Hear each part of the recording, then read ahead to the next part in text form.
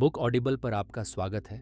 आज की किताब है games people play, Eric Berne द्वारा लिखी गई एक ज़बरदस्त किताब। कभी आपने सोचा है कि हम इंसान जो रोज़ एक दूसरे से बात करते हैं, मिलते हैं, रिश्ते बनाते हैं, उस सब के पीछे क्या चल रहा होता है?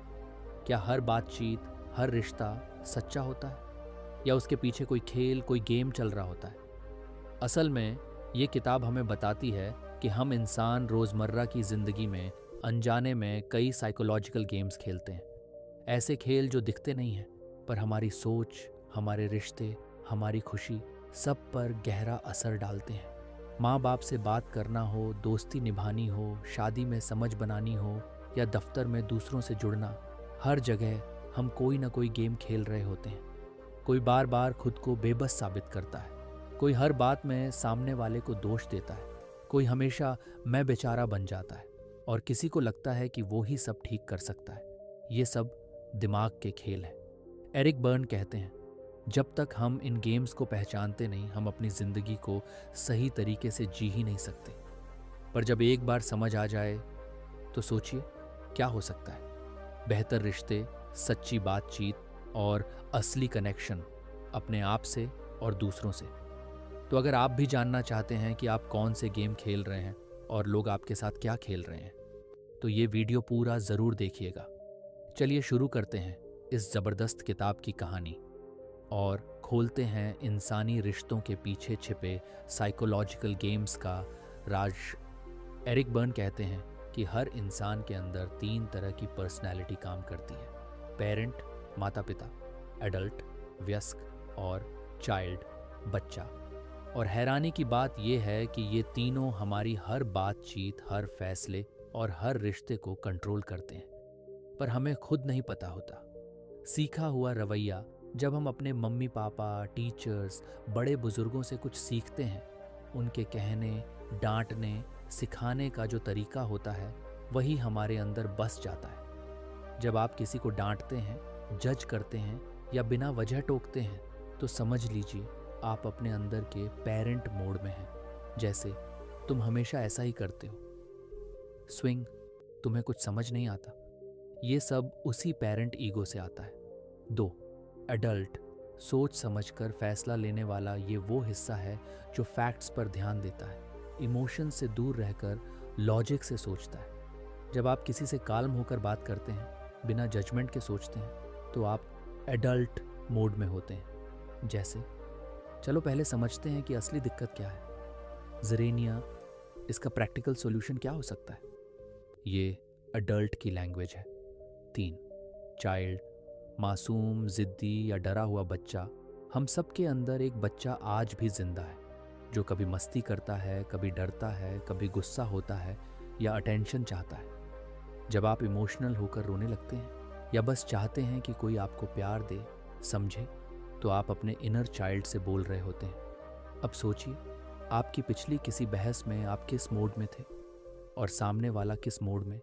यही फाउंडेशन है आगे आने वाले चैप्टर्स की, कि लोग जब आपस में बात करते हैं तो वो इन 3 रोल्स में से किसी एक से कर रहे होते हैं, और वहीं से शुरू होते हैं वो छुपे हुए गेम्स जो हमारी ज़िंदगी की दिशा तय करते हैं। गेम्स क्या होते हैं और हम क्यों खेलते हैं?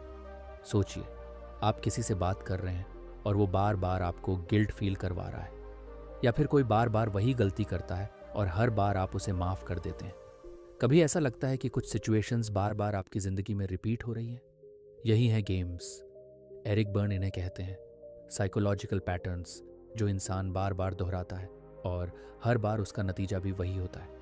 ये गेम्स होते क्यों हैं? हर इंसान के अंदर कुछ इमोशनल ज़रूरतें होती हैं, जैसे अटेंशन चाहिए, प्यार चाहिए, कंट्रोल चाहिए या वैलिडेशन। लेकिन अक्सर लोग सीधे सीधे नहीं बोलते कि उन्हें क्या चाहिए, तो वो बोलने की जगह गेम्स खेलने लगते हैं ताकि उन्हें वो चीज़ इनडायरेक्टली मिल जाए। जैसे बच्चा जब माँ से प्यार चाहता है लेकिन माँ बिजी है, तो वो जिद करने लगता है, गिर जाता है, रोता है ताकि माँ ध्यान दे। अब ये गेम बचपन से ही शुरू हो जाता है और बड़ा होकर भी चलता रहता है, बस फॉर्म बदल जाता है। गेम के 3 पार्ट्स होते हैं: छुपी हुई भावना, हिडन मोटिव, जो सामने वाला नहीं दिखाता लेकिन अंदर से महसूस करता है; ट्रिगर, शुरुआत, कोई छोटी सी बात जो गेम शुरू कर देती है। पे ऑफ, अंतिम फायदा, जिसे इंसान चाहता है, जैसे सिंपैथी, गुस्सा निकालना या गिल्ट दिलाना।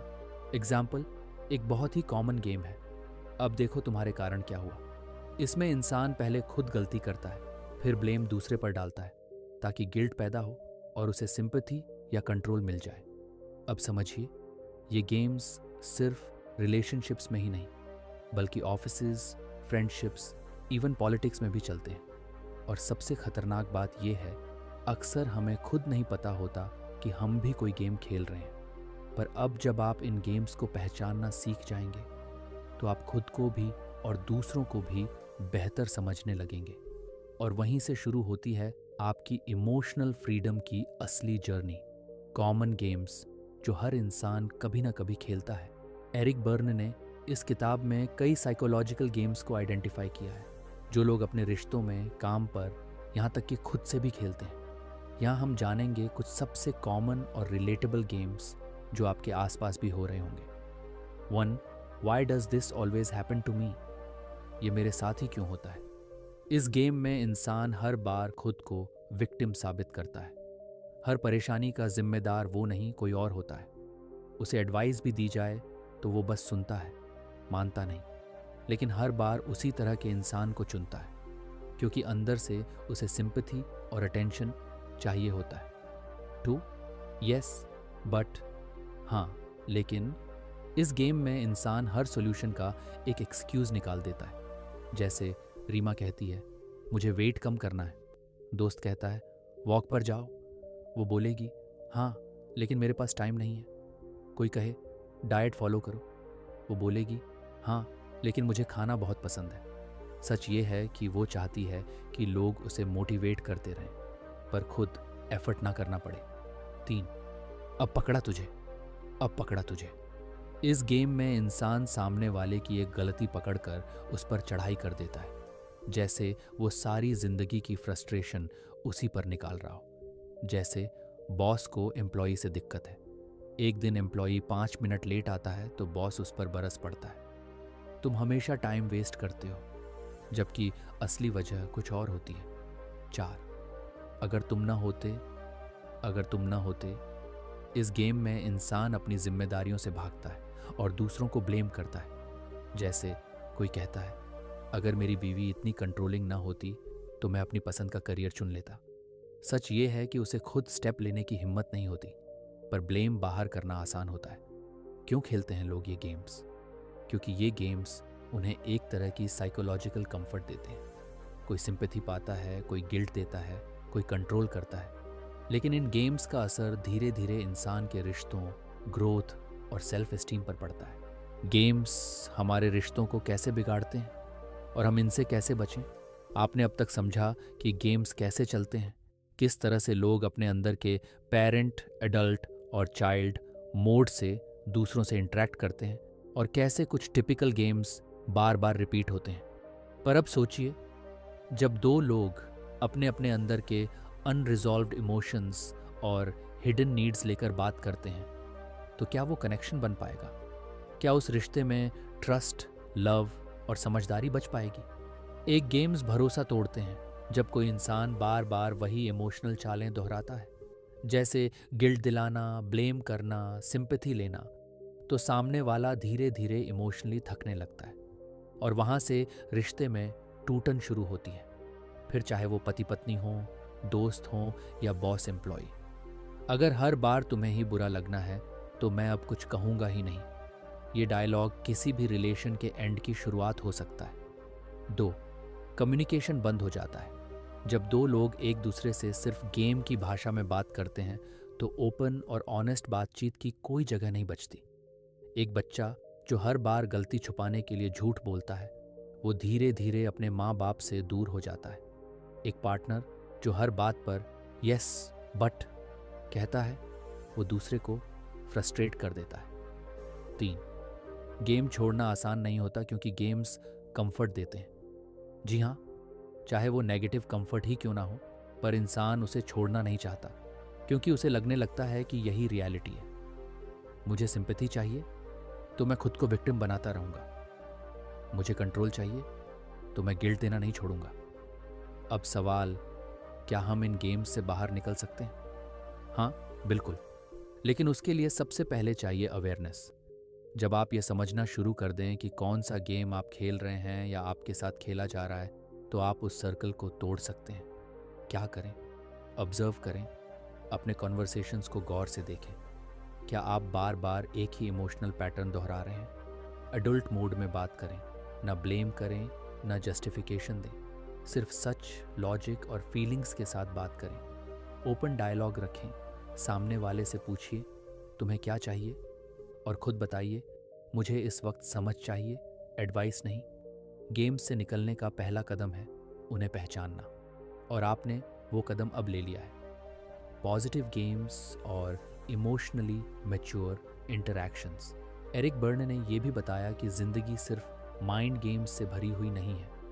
अगर इंसान चाहे तो वो ऐसे पॉजिटिव, ऑनेस्ट और मैच्योर इंटरैक्शंस भी कर सकता है जो उसे ग्रोथ, लव और रियल कनेक्शन की तरफ ले जाए। सवाल उठता है, क्या इंसान गेम्स खेले बिना जी सकता है? जवाब है, शायद नहीं, क्योंकि हर इंटरैक्शन में कुछ ना कुछ रोल प्ले या साइकोलॉजी शामिल होती है। लेकिन फ़र्क इतना है, नेगेटिव गेम्स मैनिपुलेट करते हैं, पॉजिटिव गेम्स कनेक्ट करते हैं। तो पॉजिटिव गेम्स कौन से हैं? एक, चलो साथ मिलकर कुछ सीखते हैं। इस गेम में दोनों इंसान एक दूसरे को जज नहीं करते, बल्कि एक दूसरे की ग्रोथ में मदद करते हैं। जैसे टीचर और स्टूडेंट का ऐसा रिश्ता जहां सिर्फ सिलेबस नहीं, लाइफ लेसन्स भी शेयर होते हैं। या दोस्त जो एक दूसरे को इंस्पायर करते हैं, तू जिम जा रहा है, मैं भी चलूँगा। 2, आई सी यू, मैं तुम्हें समझता हूँ। ये गेम तब होता है जब इंसान दूसरे की भावनाओं को जेन्युइनली महसूस करता है। ना सिंपैथी, ना जजमेंट, बस प्योर अंडरस्टैंडिंग। जैसे कोई अपना दर्द शेयर कर रहा हो और सामने वाला बस सुन रहा हो बिना इंटरप्ट किए। ये रियल इमोशनल इंटीमेसी है। 3, what can we create together. ये गेम क्रिएशन और कोलैबोरेशन पर होता है। चाहे कोई आर्ट प्रोजेक्ट हो, बिजनेस हो या रिश्ते की नींव, जब दोनों पार्टनर मिलकर कुछ नया बनाते हैं तो वो एक पावरफुल बॉन्ड बनता है। जैसे 2 लोग मिलकर एक आइडिया पर काम करते हैं और एक दूसरे की स्ट्रेंथ्स को सेलिब्रेट करते हैं। इमोशनली मैच्योर बनना क्यों ज़रूरी है? क्योंकि जब इंसान इमोशनली मैच्योर होता है तो वो दूसरों को कंट्रोल करने के लिए गेम्स नहीं खेलता। उसे मैनिपुलेशन की ज़रूरत नहीं होती। वो रिलेशनशिप्स में ऑनेस्टी, क्लैरिटी और एम्पैथी लेकर आता है। और सबसे ज़रूरी बात, वो खुद से भी सच्चा रहता है। Practice positive games. Daily interaction में ध्यान दें। क्या आप किसी गेम में फंसे हैं? सीखें खुले दिल से बात करना बिना ब्लेम के। खुद से भी पूछें, क्या मैं अटेंशन या कंट्रोल के लिए गेम्स खेल रहा हूँ? जब इंसान खुद को समझ जाता है तो वो दूसरों को भी बेहतर समझने लगता है। और यही है इस किताब का सबसे बड़ा तोहफा, सेल्फ अवेयरनेस और इमोशनल फ्रीडम। कंक्लूजन, असली जिंदगी का गेम जीतने के लिए खुद को जानो। एरिक बर्न ने ये किताब सिर्फ दूसरों को समझने के लिए नहीं लिखी थी, बल्कि इसीलिए लिखी थी कि हम खुद को समझ सकें, अपने अंदर के वो इमोशनल स्क्रिप्ट्स पढ़ सकें जो बचपन से लेकर अब तक रिपीट हो रहे हैं। जैसे जैसे आपने हर चैप्टर में अलग अलग गेम्स को जाना, कहीं ना कहीं आपको ये एहसास ज़रूर हुआ होगा कि अरे, ये तो मैं भी करता हूँ, या मेरे साथ तो ऐसा हुआ है। और यही है इस किताब की सबसे बड़ी ताकत, अवेयरनेस देना, जागरूकता देना, ताकि हम ऑटो पायलट पर ना जिएं, बल्कि सोच समझकर कॉन्शियसली जिएं। क्या सिखा इस किताब ने? हर इंसान के अंदर 3 ईगो स्टेट्स होते हैं, पेरेंट, एडल्ट, चाइल्ड। हम अक्सर इन्हीं स्टेट्स से एक दूसरे से इंटरैक्ट करते हैं। ज़्यादातर लोग अनजाने में गेम्स खेलते हैं क्योंकि उन्हें प्यार, सिंपैथी, कंट्रोल या अटेंशन चाहिए होता है। ये गेम्स रिश्तों को बिगाड़ते हैं, कम्युनिकेशन तोड़ते हैं, लेकिन अवेयरनेस से हम ये पैटर्न तोड़ सकते हैं और तब हम प्ले कर सकते हैं वो पॉजिटिव गेम्स जो हमें जोड़ें, तोड़ें नहीं, कॉल टू एक्शन। अब आप क्या करें? अब जब आपने ये समझ लिया है कि ज़िंदगी में हर इंटरैक्शन एक तरह का साइकोलॉजिकल गेम हो सकता है, तो अब वक्त है खुद के गेम को बदलने का। एक खुद से सवाल पूछिए, मैं किस किस गेम में बार बार फंसता हूँ? क्या मैं किसी को गिल्ट दिलाता हूँ या बार बार विक्टिम बनता हूँ? 2. ऑब्जर्व करें अपने आसपास के लोग। क्या आपके बॉस, पार्टनर, दोस्त भी कोई इनविजिबल गेम खेल रहे हैं? 3. प्रैक्टिस करें पॉजिटिव और मैच्योर रिस्पॉन्सेस। ब्लेम मत कीजिए, बस अपने इमोशंस को समझिए और समझाइए। 4. ये वीडियो दूसरों तक पहुंचाइए, क्योंकि जिस दिन हर इंसान अपने अंदर के गेम्स को पहचान लेगा, उसी दिन से रिश्ते हील होंगे, जिंदगी पीसफुल होगी और इंसान सच में ग्रो करेगा। और हाँ, अब बारी है आपका अगला एक्शन लेने की। अगर आपको ये समरी पसंद आई हो तो बुक ऑडिबल चैनल को ज़रूर लाइक करें, सब्सक्राइब करें और बेल आइकॉन दबाना मत भूलें, क्योंकि इसी तरह की पावरफुल किताबें, लाइफ चेंजिंग समरीज और इमोशनल गाइडेंस हम आपके लिए लाते रहेंगे, ताकि आप सिर्फ किताबें ना पढ़ें बल्कि खुद को पढ़ना सीखें। जिंदगी एक गेम है, लेकिन अगर आप जाग गए तो ये गेम आप जीत सकते हैं। मिलते हैं अगली कहानी, अगली किताब के साथ। तब तक याद रखिए, खेल वही अच्छा है जो आपको अपने असली आप तक ले जाए। क्या अगली किताब की रिकमेंडेशन चाहिए?